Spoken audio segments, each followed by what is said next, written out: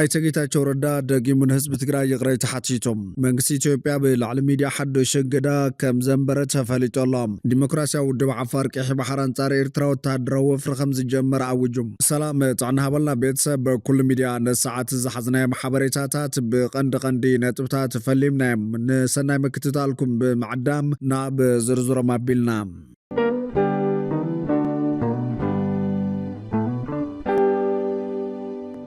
ኣብቶም ዝሓለፈ 42 መዓልታት ተስታት 4 ሰባት ብዕቡድ ከልቢ ተለኺፎም ኣብ ሓፈሻ ሆስፒታል መቐለ ግልጋሎት ሕክምና ከም ዝረኸቡ ተሓቢሮም ካብ መስከረም ክሳብ ጥቅምቲ 12/2018 ዓ.ም ተስታት 4 ሰባት ብሕማም ዕቡድ ከልቢ ተነኺሶም ኣብ ሓፈሻ ሆስፒታል መቐለ ግልጋሎት ሕክምና ከም ዝረኸቡ ተሓቢሮሎም ነባር ወረዳ ጻዕዳ እምባ ጣብያ ሓዊለ ዝኾነ ወዲ 7 ዓመት ህፃን ሳሙኤል ካሕሳይ ኣብ እግሩ ዕቡድ ከልቢ ነኺስዋ ኣብ ሓፈሻ ሆስፒታል መቐለ ክታበቲ ወሃቡ ካብ ዘለዉ ሰባት ሓደ እዮም ኣቦት ህፃናይ ተካሕሳይ ተስፋይ መስከረም 24/2018 ዓ.ም መልከፍቲ ዘብፅሐ ከልቢ ናይ ገዝኦም ከም ዝኾነ ብምግላጽ ሕብረተሰብ ኣብ ምኽታብ ኣኽላባት ዘሎ ራእያ ትሑት ከም ዝኾነ ገሊጾም ብምኽንያት መንከስቲ ዕቡድ ከልቢ ኣብ መወዳእታ ናሓሰ 2017 ዓ.ም ሞት ሓደ ሰብ ኣጋጢሙ ምንባሩ ዘዘኻኸረ በዓል ሞያ ምእላእ ሓደጋ ጥዕና ሕብረተሰብ ሓፈሻ ሆስፒታል መቕላይት መሐመድ ጀማል ኣብ 2018 ዓ.ም ክሳብ ጥቅምቲ 12 ኣብ ዝነበረ እዋን ድማ ስታት 4 ሰባት بعبد كلبي كم استلخفون كتابة كم زوجين حبيرهم أتحابري جوجل مكلخالن مكوتار نحلو أنسسات بيروح الرشان هفت فترة تقرأي تسفاي قبر مريم بعبد كلب استلخف السبوي إنسسام بلكتات تحمام نمرأي كابي كل التصوم من كساب شدي شور حكم زوجين أبريه اللام حضرت كتابة نشلتن تحبر السبن دماتهم كان مخنيات موسخ ملكفتي تحمام كم زوجين دم حبيرهم ببركة تقرأي كابا حمل 10 شوعات كساب تكم 10 شو من تنعم تمرتها بزلوان لا العصر تحدث حقلابات كم استخدموا دم تزاريبهم ببركة قرابي كل تشحن ثلاثان كما قوات أوروبا حمام عبر كلبي ملي خان متفات المتتحيز الراحة كم دلو أيت تسفاي قبر مريم ملاخي شلام بخالي حبرتها أبي كل التجري هجرام مسرح زت زكاير لكنا تفتيرو كم دلو كومشنر هجراو زت دكتور يوناس عداي قلي شلام نعوتنا هجراو زت ملوت سات فعبر سب نمرقات يسرح كم دلو زقلتي كومشنر أبي كل التجري ون هجراو مسرح زت زكاير لكنا تفتيرو كم دلو رديو كومشن بمنطر أجندة متخابن مفلاي نويح من قد كم مستوقع عزن وتيتر معوت كم زخونن كومشنر هاجراو زت إثيوبيا دكتور يوناس عداي قلي شلام أبز غربوان أبسفلالي كل لاس زت كم استخايد دحر مقلاتو بتوساقي كومشن استتعيشو العلامات معوات زكايدون زي السلاسلون زلو زي يحلل تعرتات كم زغطلو لقلي شلام أبازيوم مسارتوين زخون هاجراو قدات مخكر مكار زحش هاجراوي مردان مفتار كم زحجز قلت كومشنر اتي كومشن ابتزتت صادفوم كوس خلوم زبولم اكلات اب كوميتي اب مكتات كم زلت زاريبوم ات كومشن اب كلل تግራይ بصرحلوان قصاله هاجراو زتن مكياد مچكونتات كم زل دكتور يوناس ملاخيچولم هاجراو زت መንገድ ሰላምን መጻይ ኢትዮጵያን መጠናኸርን ምክባርን ምትምማንን ዘለወለደን ምፍጣርን ሃገራው ሓድነትን ምርድዳን መምስራት ከም ዝኾነ ዝገለጸ ዶክተር ዮናስ ተጀሚሩ ዘሎ መንገድን መጻይ ኢትዮጵያውን ተወግደ ከም ዘለውን ህዝቢ ነዚ ድሉ ምዃኑን አገንዝቦላም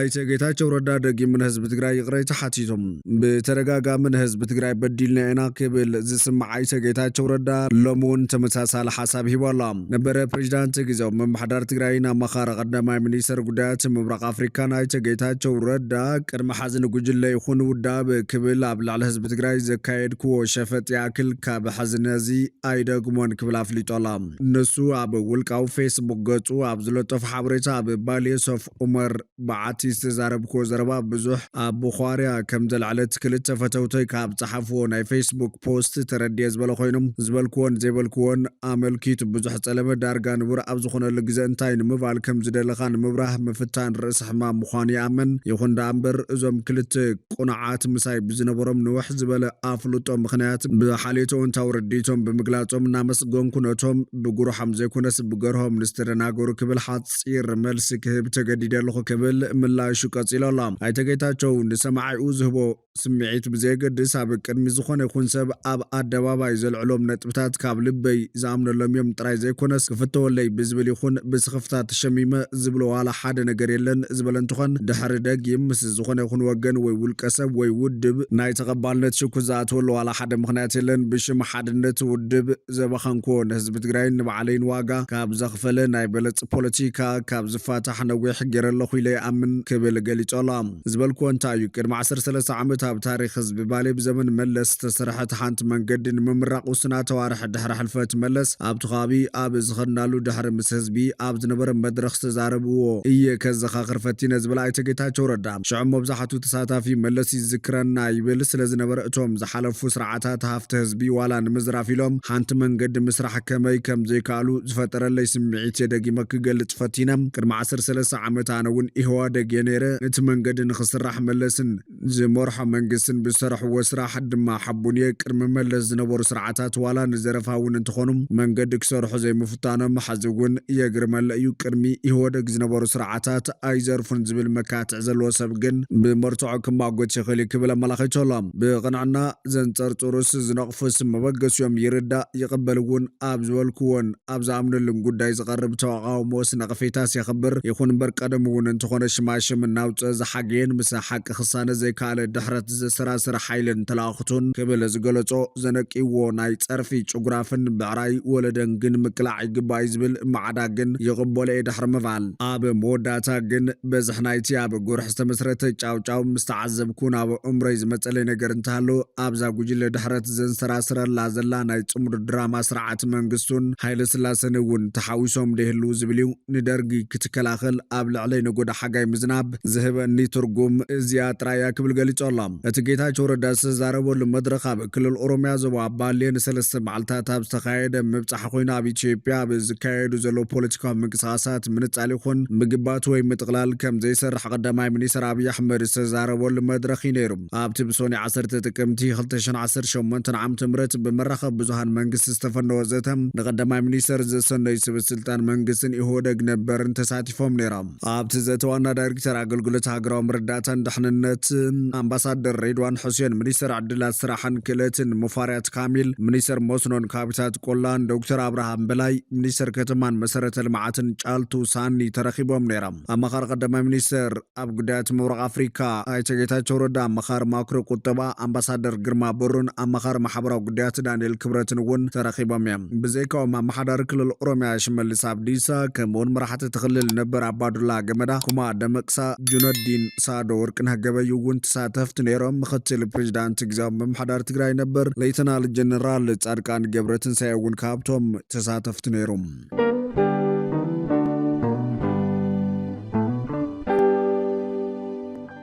ሰበስልጣን ኢትዮጵያ ሪፖርተራት ዶይቼ ቬለ ጸብጻባት ንኸየቕርቡ ኣጊዶም። ሰበስልጣን ኢትዮጵያ ካብ ዝተፈላለዩ ከባቢታት ኢትዮጵያ ንዶይቼ ቬለ ሪፖርት ዘቕርቡ ጋዜጠኛታት ንግዜኡ ኣጊዶም ኣሎም። ዶይቼ ቬለ ካብ 1980ታት ኣትሒዙ ኣብ ኢትዮጵያ ብዘለዎ ወከልቲ ኣቢሉ ኣብ ኢትዮጵያ ንዝርከቡ ፖለቲካ ቁጠባውን ማሕበራውን ጉዳያት ከምኡውን ሕብረት ኣፍሪካ ሓዊሱ ኣብ ኢትዮጵያ ዝንቀሳቐሱ ውሽጣዊ ዞባውን ዓለም ለኻውን ትካላት ማሕበራትን ንጥፈታትን ምንቅስቓሳትን ጸብጻባት ክህብ ጸኒሑ ይብል እቲ ሓፂር መግለፂ ትትካል። እዚ ዓለም ለኸፈኖ ካብ 2010 ዓ.ም ጀሚሩ ኔትወርክ እናስፋሓ በመቐለ ባህር ዳር፣ ደሴ፣ አዲስ አበባ፣ ሐዋሳ፣ ድሬዳዋን ኣሶሳን ዝመደብሩን ሓበሬታ እናኣከበን ዘይሻራው ሚዛናውን ትኽክለኛን ጸብጻባት ንህዝቢ ኢትዮጵያ እናዘርግሐ ይርከብ ዝበለት ትካል ኣብ ዘውፅእ ሓፂር መግለፂ ይኹን እምበር በዓል መዚ ሚድያ ኢትዮጵያ 13 ጥቅምቲ 2018 ዓ.ም ኣብ ዝለኣኾ ደብዳበ ንዶይቼ ቬለን ሰራሕተኛታቱን ሕግታትን ስርዓታትን ኢትዮጵያ ብምጥሓስን ሙያዊ ስነ ምግባር ከም ዘኽብሩ ባርን ከሲሶሎ ኢሉ ኣብ ኢትዮጵያ ንዝርከቡ ሪፖርተራት ዶይቼ ቬለ ናይ ስራሕ ፍቃድ ንግዚኡ ከም ዘቋረፀ ድማ ፍለጡ። እቲ በዓል መዚ እቲ ግዜያዊ ምእጋድ ክሳብ ክንደይ እዋን ከም ዝጸንሕ ግን ኣይገለጸን ኢሉ። ኢትዮጵያን ኤርትራን ነጻነት ፕረስ ብምዕፋን ተደጋጋሚ ክስ ቀርበለን መጽንሒ ይፍለጥ። ኣብዚ ሳለስቲ ዓለም ለኻዊ ትካል ተጣባቂ መሰል ጋዜጠኛታት ትግራይ ንጋዜጠኛታት ሓደገኛ ቦታ ምዃና ጠንቂቐ እዩ። ዓለም ለኸ ትካል ተጣባቂ መሰል ጋዜጠኛታት ኣብ ትግራይ ድሕሪ እቲ ንክልተ ዓመታት ዝተኻየደ ኩናት ኩነታት ጋዜጠኛታት ውሕስ ከም ከም ዘይኮነ ዝገልጽ እቲ ትካል ኣብዚ ብቐጻሊ ዝረአ ዘሎ ፖለቲካዊ ወጥሪ ሪፖርተራት ማእሰርቲ ዕላማ ምግባርን ኢደወነናዊ ማእሰርትን የጋጥሞም ከም ዘሎ የመልክት ጉጅለ ተጣበቕቲ ሰብኣዊ ምስላት እውን ኣብ መንጎ ኢትዮጵያን ኤርትራ እናዓበየ ዝኸይድ ዘሎ ምሰሓብ ሓድሽ ግጭትን ተወሳኺ ግህሰትን ከላዓል ከም ዝኽእል የጠንቀቕ ማሕበራዊ ነጣፊ ወይ ድማ አክቲቪስት ያሬድ ሃይለማርያም ንሲፒጄ ኣብ ዝሃቦ ሓበሬታ ኩነታት ነጻነት ፕረስ ኢትዮጵያ ዋላ እኳ ምምሕያሻት ከርት ጽቢትን ተነበሮም ካብቲ ሕሉፍ እናኸፈ ይቐጽል ከም ዘሎ እዩ ዘመላኽት ብኻልእ ሓበሬታ ዲሞክራስያዊ ውድብ ዓፋር ቀይሕ ባሕር ኣንጻር ኤርትራ ወተሃደራዊ ወፍሪ ከም ዝጀምር ኣውጆም ዲሞክራስያዊ ውድብ ዓፋር ቀይሕ ባሕር ነዘፍለጠ ሓደሽቲ ተጋደልቲ ኣብ ዘመረቐሉ ሰዓት እዮም ዲሞክራስያዊ ውድብ ዓፋር ቀይሕ ባሕር ድሕሪ ናይ 3 ዋርሕ ጽዑቕን ምዕቡልን ወተሃደራዊ ታዕሊም ሓደሽቲ ተጋደልቲ ከም ዘመረቐ ዘርግሑ ሓበሬታ ኣመላኺቶላ ኣቦ እምበርቲ ውድብ ኢብራሂም ሃሩን ዝስጉምቲ ነቓልሲ ዲሞክራስያዊ ውድብ ዓፋር ቀይሕ ባሕር ኣንጻር ስርዓት ግደፍ ዝሓይል ምዃኑ ብምግላጽ ንመሰላት ህዝቢ ቀይሕ ባሕር ዓፋር ንምሕላውን ኣድላይ እንተኾይኑ ናይ ምግንጻል መሰል ሓዊሱ ሙሉእ ርእሰ ውሳነ ንምዕዋትን ከምኡውን ነቲ ሕብረተሰብ ካብ ግዱድ ምምዝባልን ብሄራዊ ምጽራይን ንምክልኻል ዘለዎ ቐጻሊ ተወፋይነት ደጊሙ ኣረጋጊጾላ ወሲኹ ድማ መሪሕነት ናይቲ ውድብ ምስ ትሕዝ ዘሎ ፖለቲካውን ወተሃደራውን ጠለባት ዝስማዕማዕ ዝሰልጠነን ዝተዓጠቐን ሓይሊ ባሕር ንምቋም ይሰርሕ ከም ዘሎ ገሊጾም ሓይሊ ባሕር ንምህናጽ መደብ ከም ዘለዎ ዝጠቐሰ እቲ ውድብ ኩሎም ተቓምቲ ውድባት ኤርትራ ብትሕቲ ጽላል ፖለቲካዊ ሓይልታት ኤርትራ ብምጥርናፍ ነታ ኣብ ኤርትራ ዘሎ ስርዓት ዓፈናን ምልክን ክገጥም ዝኽእል ስሙር ግንባር ክምስርቱ ይጸዊዑ ዘሎ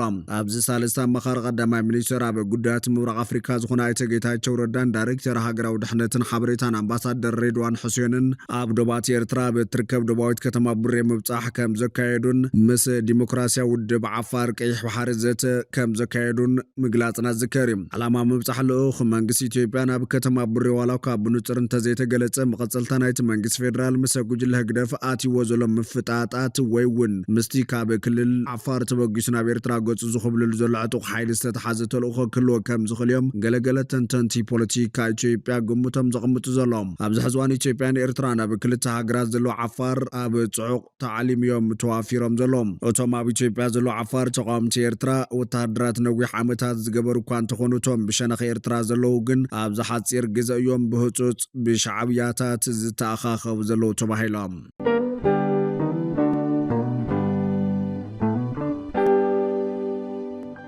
ሓለዋ ዶብ ቤላሩስ ሓደ ሬሳ ዝተሰኮሙ ክልተ ኤርትራውያን ስደተኛታት ኣብ ሰሜናዊ ክፋል እቲ ሃገር ኣብ ዝርከብ ምስ ላቲቪያ ዘደቡብ ዞባ ብራስላቭ ከም ዝረኸቡ ማዕኸን ዜና ኤስቢ ኣቃሊሓ እቶም ብሰሉስ ጥቅምቲ 21 ዝተረኸቡ ብተረጎምቲ ተሓጊዞም ኤርትራውያን ምዃኖም ዝገለጹ ስደተኛታት ኣብ ላቲቪያ እኳ ኣትዮም እንተነበሩ ኣብ ላቲቪያ ወተሃደራዊ ክዳን ብዝገበሩ ሰባት ተወቂዖም ሞባይላቶም ተሓዲጎም ብብረትን እናኣፈራርሑ ኣብ መኪና ሰቂሎም ኣብ ዶብ ቤላሩስ ከም ዝደረበይዎም ሓቢሮም እታ ብመንገዲ ዝሞተ ወዲ 29 ዓመት መጓዓዝቶም እውን ብሰንኪቲ ኣብ ልዕሊኦም ዝበፅሐ መውቃዕቲ ከም ዝሞተን ፖሊስ ቤላሩስ ገሊፆም ኣሎም መርመርቲ ዞባ ብራስላቭ እቲ ተሸኪሞሞ ዝነበሩ መጓዓዝቶም ምማቱ ብምርግጋፅ እቶም ክልተ ኤርትራውያን ስደተኛታት ዘድሊ ሕክምናዊ ሓገዝ ናብ ዝረኸብሉ ማእኸል ጥዕና ከም ዝተወሰዱ ክፍለጥ ተኻኢሎላ ብዘይካዚ ተወሳኺ ምርመራ ንምክያድ ኮሚቴ ክፍሊ ዞባ ብራስላቭ ነቲ ሬሳ ይምርምርዎም ምህላዎም ገሊፆም ክፍሊ ምርመራ ዞባ ብራስላቭ ኣብ ኣውሮፓ ካብ ትቕልውላው ስደተኛታት ተባሂሉ ዝግለጽ 2015 ክሳዕ ሕዚ ኣብ ዶብ ቤላሩስን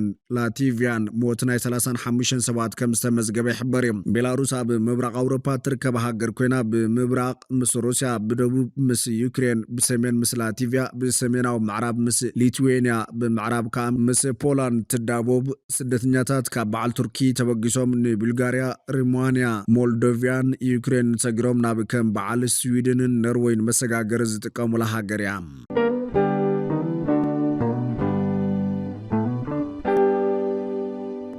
ፍትዋትን ክብራትን ቤተሰብ በኩል ሚድያ ነሰዓት ዝሓዝናዮ ሓበሬታታት ነቶም ክትከታተልዎም ዝጸናሕኩም ይመስሉ ነይሮም ንሰናይ ምክትታልኩም ብምስጋን ኣብ ዝቕጽል ብኻልኦት ሓበሬታታት ክሳብ ንራኸብ ንምድለዋትና ላይክ ሸር ንሚድያና ሳብስክራይብ ብምግባር ቤተሰብ በኩል ሚድያ ይኹኑ